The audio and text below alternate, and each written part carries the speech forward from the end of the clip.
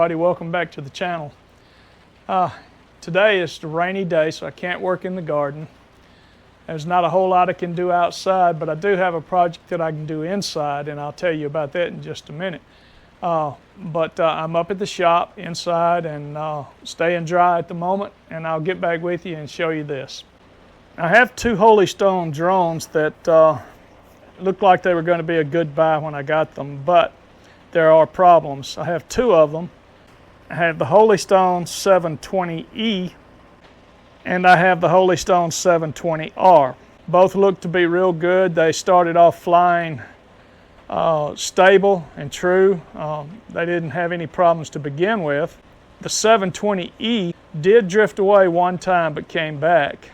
I managed to salvage it and I haven't flown it since then. The 720R, as a result of the 720E doing what it did, when I got the 720R and was checking it out, the first thing I did was take it up on a shallow height, not too high, not too far away, and flew it around within 100 feet or so. I mean, just out of range of where a beginner's mode is, but 100 feet high and 100 feet, 200 feet distance there. Well, the daggum thing started toilet bowling, and I couldn't stop it. And it started off in smaller circles and then just got bigger and bigger and bigger until it crashed into the trees. And I recovered it, and I've got a little work to do on it there, but I wanted to show you what I'm going to do. From everything I have read about on the Holy Stone 720R is that there are multiple problems with this thing toilet bowling and flying away. People losing their money on this drone. As a result, I think Holy Stone has taken has taken all of the 720 series off of the market. You can't find them on a Holy Stone website or anything like that, but you can find them on eBay for sale. People still trying to sell these things. But anyway, I'm not going to sell these. I'm going to keep them. And what I'm going to do as a result of the toilet bowl, I'm going to do some modifications to the inside of it. There's several tools that you're going to need to work on this thing with. One is a copper tape. Two is a pair of wire snips. You're going to need some small Phillips head screwdrivers, a pair of scissors, a pair of pliers, needle nose pliers. Those are the basic tools that you're going to need to work on this thing with. But what I'm going to do is I'm going to break the shell open and take it apart, split it out there, and inside there's a GPS receiver right in here. And what appears to be happening is that GPS receiver is interfering with the motherboard on the drone. So when the motherboard gets interference from the GPS receiver, it tends to lose control and you can't control it. I had the same problem with my CNC router, and it took me a while to solve the problem there. The controllers wasn't working as they should. All the wire that I had on here originally was unshielded wire, and I replaced all that unshielded wire with a shielded wire, copper shield wire, all the way from the controller to the machine itself, and that stopped all of the problems that I had with electrical interference on the controllers and on the computer. And I haven't had any trouble since then, and I've been enjoying my machine. Well, I'm thinking that the same thing is happening with this drone, so I'm going to replace those and see what happens. As you can hear, it's raining outside, so gardening is out of the question today.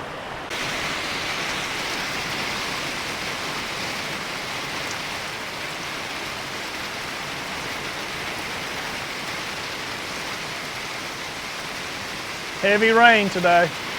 Okay, I've never taken one of these apart, but it looks like that there's not much to it. You have the camera module here. You have the sensor here for for when you land the machine. And there are 1, 2, 3, 4, 5, 6. Looks like just 6. The one thing I'm going to have to do is loosen up the arms too, I believe, but let's check it out and see. The fortunate thing is the drone comes with a screwdriver, which will be just perfect for this. I want to take these screws out.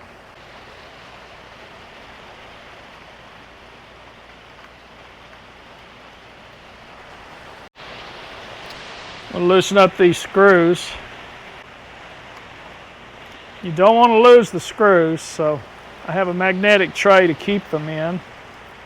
This little screwdriver is magnetized itself. While taking it apart, I'm wanting to take the camera off. The camera has wires that go to the motherboard. The motherboard is right here and it's sort of shielded, but you can see some of the shielding has come away. The drone itself unplugs the camera from this part here. And then there are wires that go to the rest of the camera that are very fragile, so you want to be extremely careful with those. I don't know if I'd unplug them or not. But anyway, right in here is your GPS receiver, and you can see it's got some form of shielding on it there, but it's not very much. You can see that it's rubbed right in here with the camera, and that interferes with the drone itself. That's the module there. So let's see if we can work this apart. Okay, I've carefully pried it from the drone body, and there's only one wire to disconnect, and that's right here. That'll separate the GPS from the drone itself. Okay, we've got a little bit of slack in here, not a whole lot. There, I got it apart. You can see the motherboard and the drone. This portion right here from the camera body was rubbing right here, and it has worn a hole through the GPS module there. And what we're going to do is this section of the GPS needs some shielding, so do not remove this black shielding on here. This is meant to keep it in place where it's supposed to go, but the rest you can remove. And what we're going to do is put our shielding right in here. So what we're going to do first is cut our shielding.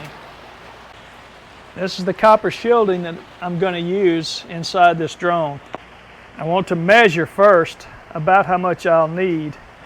And it looks like I'm going to need 5 inches. So let's cut this shielding 5 inches long. That 5 inches will be about right there.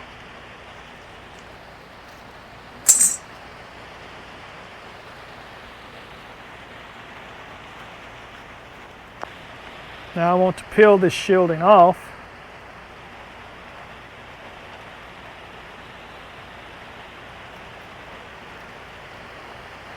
Be real careful with it. It's kind of like saran wrap. It wants to stick to itself. We'll ease it down in here and watch out for this wire. We'll hold that wire up. We'll put that down inside. There are vents on the side that you do not want to block. You can see these vents on either side.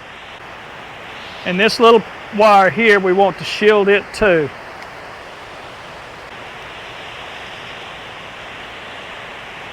It's kind of hard to get down in there, but we'll get it.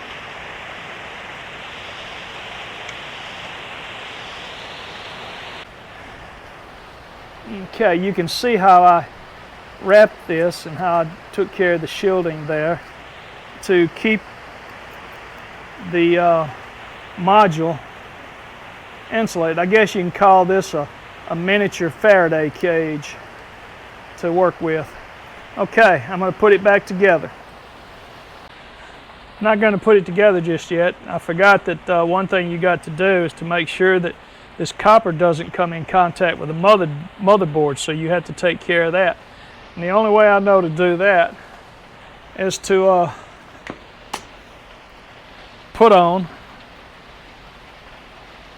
the handyman's helper duct tape. So let's put some duct tape on this rascal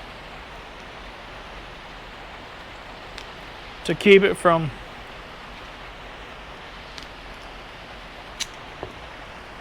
contacting the motherboard.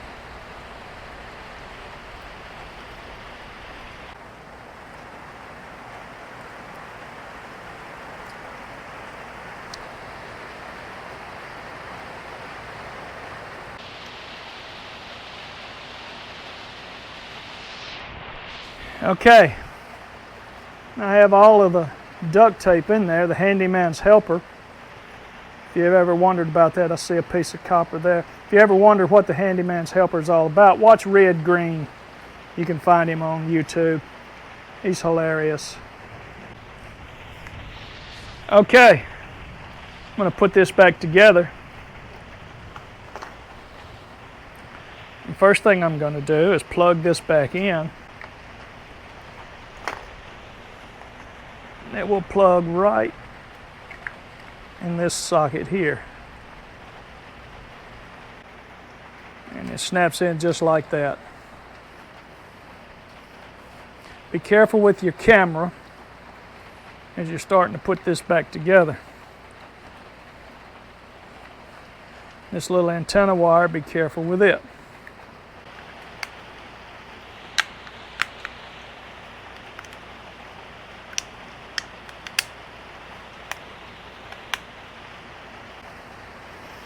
And it snaps back together. So let's reinstall our camera. Now put the screws back in. This one takes the small screws. It's terrible having big hands.